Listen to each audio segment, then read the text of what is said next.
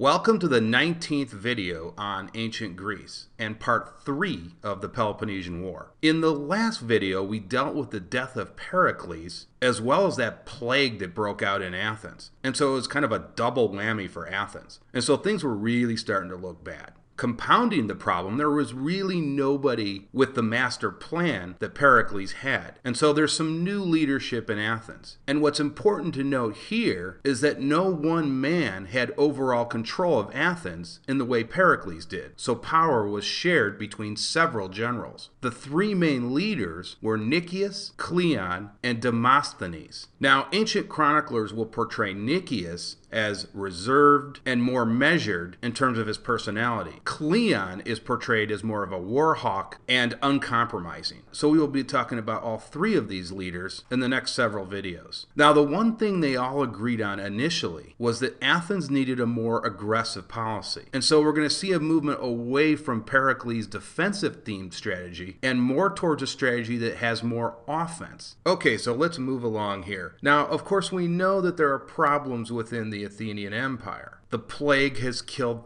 thousands of Athenian citizens. And whenever there's a problem in any empire, you find out who are really your friends and who are your enemies. And so on the island of Lesbos, the city-state of Mytilene decides to start a rebellion against Athens. Now, the island of Lesbos had several city-states, and Mytilene wanted to overrun all of the rest of the city-states on that island and become the dominant force. Now, for obvious reasons, the Athenians would not allow that, because Mytilene might become too powerful. So it was more advantageous for the Athenians to have several city-states running the show on Lesbos. And that was a policy they had for the rest of their islands in their empire as well. And so Athens sends 40 ships to blockade Lesbos. But the rebels at Mytilene decide to press on. And so they appeal directly to the Peloponnesian League and ask for help. Now, the Peloponnesian League is slow in giving a solid answer, but eventually they promise a combined land and sea attack in 428 BC. Now, if you take a look at that map below, this is where the island of Lesbos is. So you can see it's all the way across the Aegean off the modern coast of Turkey. And so the Athenians had a difficult decision here to make because they were already tied up with the Spartans.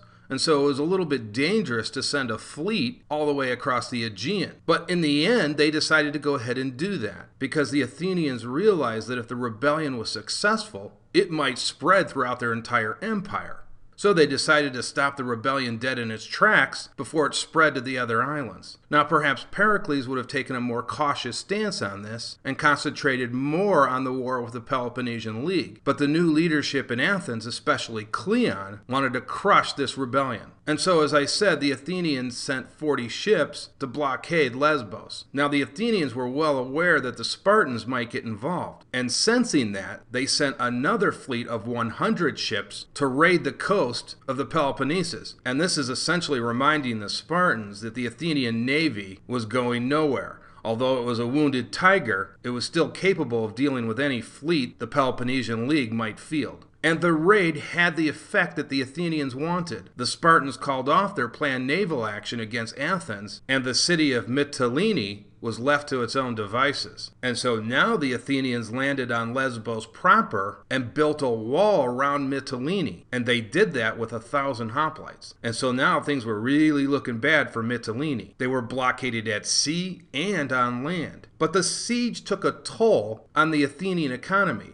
because sieges are very expensive. You have to build siege materials, feed troops, and remember they had to ferry supplies across the Aegean to keep all of their soldiers well supplied. So it was a very expensive proposition. And so the Athenians actually had to institute a direct tax. Now that was almost unthinkable in ancient times, especially in ancient Greece. Now today we're used to direct taxes, right? That's something we've all just grown accustomed to. But that was absolutely unthinkable in ancient times. A tax? So while this is all going on around Mytilene, the Spartans took a second look at the situation and decided to go ahead and sneak one of their generals into Mytilene. And he was able to successfully organize its defenses and keep the spirits up. And he promised the rebels at Mytilene that the Peloponnesian League would launch a land and sea attack in 427 BC. So he implored them to hold out as long as possible. And so the Spartans followed through on their promise this time in 427 BC and launched their land attack, and it was led by Cleomenes this time,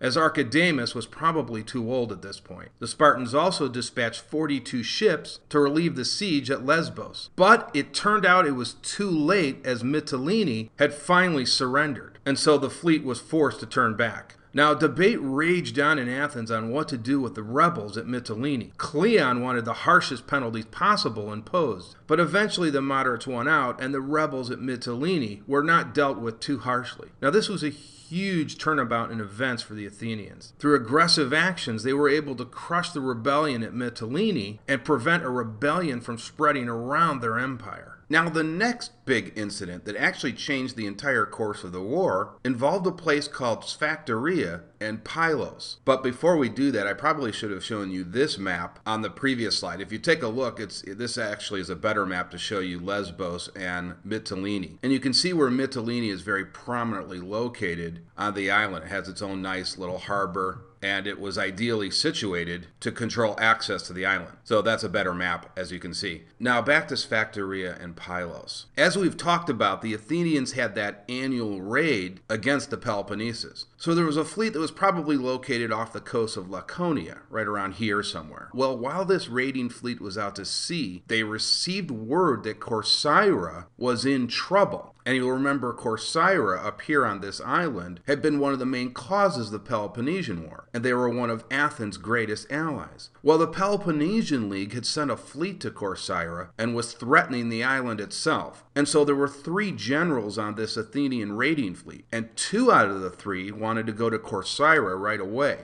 But Demosthenes had other ideas. He wanted to land at a place called Sphacteria, which is right here on the Messenian coast. And specifically, he wanted to build a fort at Pylos and then head to Corcyra. Now, this was absolutely unbelievable. First of all, the 2 other generals were more worried about their friends at Corcyra than going on some misadventure at Sphacteria. The other problem was this was right next door to Laconia, as you can see, and surely would have drawn a massive Spartan response. So they believed it was a waste of time and resources, and so they essentially overruled Demosthenes. Well, then a little bit of luck literally blew Demosthenes' way. A sea storm came up out of the middle of nowhere and pushed the Athenian fleet towards Pylos. Now, with the inclement weather, the Athenian fleet was in no position to move on towards Corcyra, so they had to wait it out. Now, while that was going on, Demosthenes decided to appeal this time directly to the soldiers and ask them to build the fort. Well, since they had nothing else to do, they agreed, and they built Demosthenes' little fort right here. And you can see it's very ideally located. It controlled both harbors. Now, after the weather cleared, the rest of the fleet proceeded to Corcyra. Demosthenes remained behind with 4 or 5 ships and a little token force to guard the new fort. Now, predictably, the Spartans sent reinforcements, realizing the inherent danger in allowing the Athenians to keep a naval base at Pylos. Demosthenes sent word to the fleet on its way to Corcyra to turn back and help him immediately because he was now under direct threat. Now, the Spartan plan was twofold. First, they wanted to attack the fort at Pylos, and then they wanted to block the channel here so the Athenian fleet could not enter the bay. The Spartans also established a base on Sphacteria to keep the Athenians off that island, and so they placed around 420 hoplites on Sphacteria itself. And so with that, Demosthenes prepared his defense with a ragtag set of hoplites and a token force. But this force had no possibility of holding out indefinitely against the Spartans unless the Athenian fleet arrived soon. And so he placed most of his forces inside his weak fort, which the Spartans probably thought they would have no problems taking. After 2 days of brutal fighting, the Athenians held out, and on the 3rd day, the Athenian navy finally arrived. The Athenian navy, numbered at around 50 ships, were able to defeat the Spartan navy, and this gave the Athenian navy access to the bay around Sphacteria. Now, this was a disaster for those 400 Spartans on the island of Sphacteria. They had no sea support and no possibility of rescue as long as the Athenian navy dominated the waters around it. Now, to prevent Sphacteria from being stormed, the Spartans asked for a truce, which the Athenians agreed to, and so a Spartan delegation was sent sent to Athens itself to negotiate a peace treaty and to allow those 400 Spartans on Sphacteria safe passage. Now, this was a difficult moment for Athens. Part of Pericles' plan had always been to bring the Spartans to the peace table, but as we know, Pericles was no longer around. And because the Athenians had the upper hand in this situation, Cleon rejected the Spartans' initial terms and instead issued his own counterproposal, which would have included the Spartans handing over several key cities, including the all-important Megara, which you will remember controlled the important Isthmus of Corinth. And if that was done, only then would the Spartans on Sphacteria be allowed to return to their homeland. But this was something Sparta simply could not agree to, because there was no way they were going to hand over Megara to the Athenians, and that almost certainly would have angered the heck out of the Corinthians. Now, Cleon was opposed by Nicias, who favored peace with the Spartans, but in the end, Cleon won out, and all talks were broken off with the Spartans. And so with that, the Athenians prepared to storm Sphacteria. For the Spartans on that island, the situation was indeed grave. There were no natural resources to speak of. It was essentially a desert island except for one tiny spring in the middle which provided water. By this time, Demosthenes was now requesting additional forces to take the island. After all, these were Spartans. And with winter approaching, time was of the essence. And so Cleon sent out with a task force to finish off the job at Sphacteria. The Spartans organized their defenses with most of their troops in the middle guarding the spring. They also had some troops up north at their fort, and also some troops in the south. The Spartans would face around 800 Athenian hoplites and 2,000 lightly armed troops, as well as 8,000 rowers. And so the Athenian navy could attack pretty much anywhere they wanted, since they controlled all of the waters around the island. Now, what happened was Demosthenes literally caught the Spartans sleeping on the southern and central part of the island and launched a two-prong attack from both sides with the Athenian navy.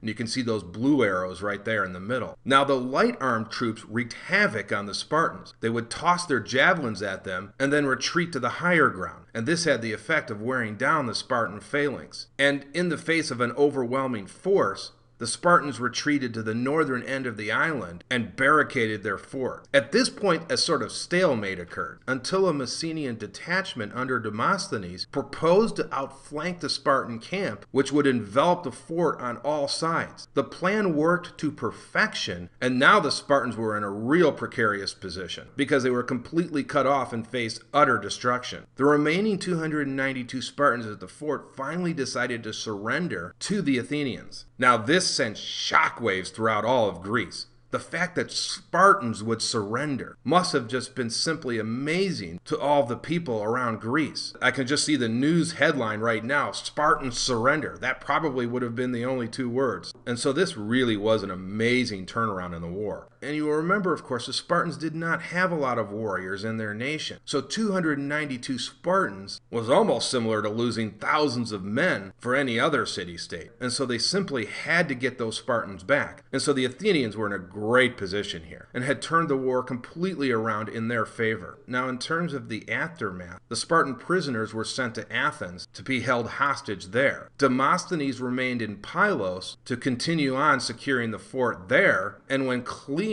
arrived back in Athens, he was treated almost like a rock star. The assembly rewarded Cleon with front row seats at the amphitheater, and he pretty much was at the pinnacle of his power. Because you will remember, it was Cleon who pushed the Athenian assembly to reject the Spartan peace overtures. And so, as I said, this had a huge impact on the war going forward. Okay, that is going to do it for this video. In the next video, we will continue on with the Peloponnesian War.